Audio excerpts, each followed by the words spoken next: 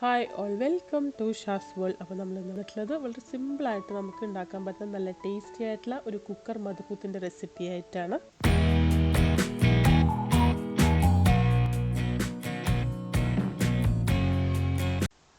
അപ്പോൾ നമുക്ക് ആദ്യം തന്നെ ഒരു മസാല റെഡിയാക്കി എടുക്കണം. അതിനായിട്ട് ഒരു പാനിലേക്ക് ഒരു 2 ടേബിൾ സ്പൂൺ മല്ലി, 1 ടേബിൾ സ്പൂൺ നല്ല ജീരകം, 1 ടേബിൾ സ്പൂൺ കുരുമുളക്, ഒരു 4-5 ഏലക്ക, ഒരു 3-4 കരയാമ്പു, ഒരു കഷ്ണം പട്ട, ഇതെല്ലാം കൂടി ഇട്ടിട്ട് നല്ല പോലെ ഒന്ന് വറുത്തെടുക്കണം.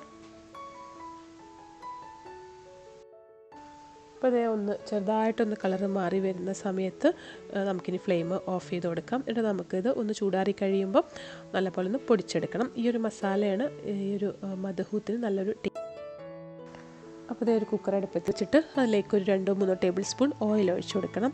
ഇനി നമുക്കിതിലേക്ക് വളരെ കുറച്ച് ഒരു 1/4 ടേബിൾ സ്പൂൺ കുരുമുളക്, ഒരു കഷ്ണം പട്ട, ഒരു 3-4 ഏലക്ക എല്ലാം കൂടെ ഇട്ട് കൊടുക്കാം. ഇനി ഇതിലേക്ക് നമുക്ക് ചെറിയ കഷ്ണം ബട്ടറും കൂടെ ഇട്ട് കൊടുക്കണം. ബട്ടറിൻ്റെ ആ ഒരു ഫ്ലേവറും കൂടെ വരുമ്പോൾ നല്ല ടേസ്റ്റ് ആയിരിക്കും. ഈ ബട്ടറൊക്കെ ഒന്ന് മെൽറ്റായി വരുന്ന സമയത്ത് നമുക്കിതിലേക്ക് ചെറുതായിട്ട് ചോപ്പ് ചെയ്തിട്ടുള്ള സവോള ഒരു പകുതിയാണ് അതും കൂടെ ഇട്ട് കൊടുത്തിട്ടുണ്ട്.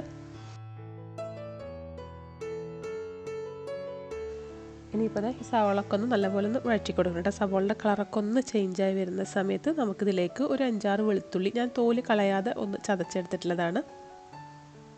അതുപോലെ തന്നെ 4 പച്ചമുളക്, പിന്നെ ഒരു ഡ്രൈഡ് ലെമൺ ഒന്ന് ചതച്ച് ഒന്ന് ചെറുതായിട്ടൊന്ന് കട്ട് കൊടുത്തിട്ടുണ്ട്.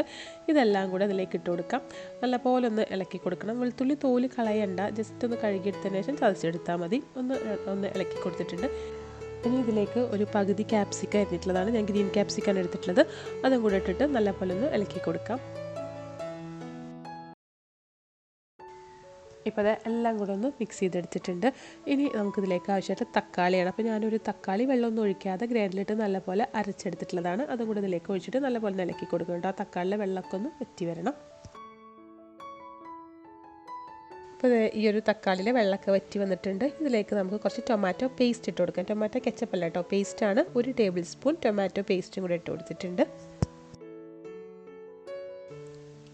ഇനിയിപ്പോൾ ടൊമാറ്റോ പേസ്റ്റ് ഇല്ലയെന്നുണ്ടെങ്കിൽ കുറച്ചും കൂടെ തക്കാളി കൂടുതലിട്ട് കൊടുത്താൽ മതി. അപ്പോൾ ഒരു തക്കാളി നമ്മൾ അരച്ചൊഴിക്കുന്ന സമയത്ത് 1.5 തക്കാളി 2 തക്കാളി അരച്ചൊഴിച്ചെടുത്താൽ മതി. നല്ല പോലെ ഒന്ന് ഇളക്കി കൊടുക്കാം. ഇനി നമുക്കിതിലേക്ക് ഒരു 1/2 ടേബിൾ സ്പൂൺ 1/4 മുതൽ 1/2 ടേബിൾ സ്പൂൺ വരെ മഞ്ഞൾപ്പൊടി ഇട്ട് കൊടുക്കാം.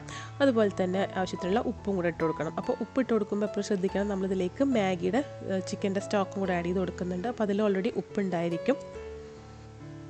അപ്പോൾ അതേ ഒരു 2 പീസ് മാഗിയുടെ ചിക്കൻ സ്റ്റോക്കിൻ്റെ ക്യൂബ്സും കൂടെ ആഡ് ചെയ്ത് കൊടുത്തിട്ടുണ്ട്. നല്ലപോലെ ഒന്ന് മിക്സ് ചെയ്തെടുക്കുക. അതൊക്കെ ഒന്ന് എല്ലാം കൂടെ ഒന്ന് മിക്സായി വരട്ടെ. ഇനി ഉണ്ടല്ലോ നമ്മളിതിലേക്ക് നേരത്തെ പൊടിച്ച് വെച്ചിട്ടുള്ള ആ ഒരു മസാലപ്പൊടി ആഡ് ചെയ്ത് കൊടുക്കണം. മുഴുവനായിട്ട് തന്നെ ഇട്ട് കൊടുക്കുക. അപ്പോൾ ആദ്യം തന്നെ എല്ലാം കൂടെ ഇട്ട് കൊടുക്കേണ്ട, കുറച്ചായിട്ട് ഇട്ടിട്ട് ഒന്ന് മിക്സ് ചെയ്തെടുക്കുകയാണ്. ഞാൻ കുറച്ചതിൽ ഇട്ട് കൊടുത്തിട്ടുണ്ട്. നല്ലപോലെ ഒന്ന് മിക്സ് ചെയ്തെടുക്കാം.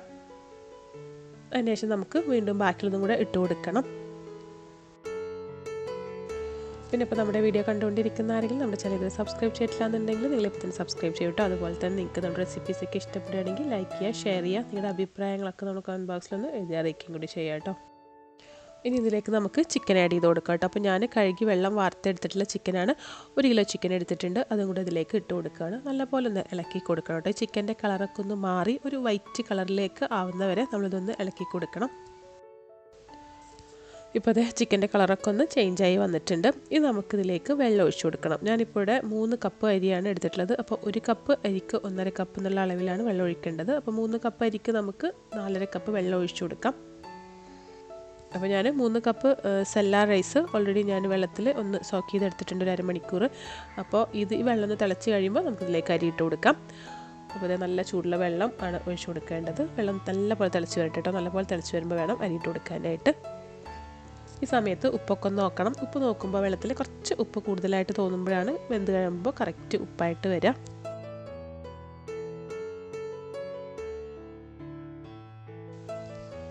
ഇപ്പോൾ ഇതേ വെള്ളമൊക്കെ നല്ലപോലെ ഒന്ന് തിളച്ച് വരുന്നുണ്ട്. വെള്ളമൊക്കെ നല്ലപോലെ തിളച്ച് വരുന്ന സമയത്ത് വേണം നമുക്കിതിലേക്ക് അരി ഇട്ട് കൊടുക്കാൻ. ഇപ്പോൾ ഞാൻ നേരത്തെ പറഞ്ഞ പോലെ 3 കപ്പ് അരി ഒരു അരമണിക്കൂർ വെള്ളത്തിൽ സോക്ക് ചെയ്തതിന് ശേഷം വെള്ളമൊക്കെ നല്ലപോലെ വാർത്തെടുത്തിട്ടുള്ളതാണ്. അതിലേക്ക് ഇട്ട് കൊടുക്കാം.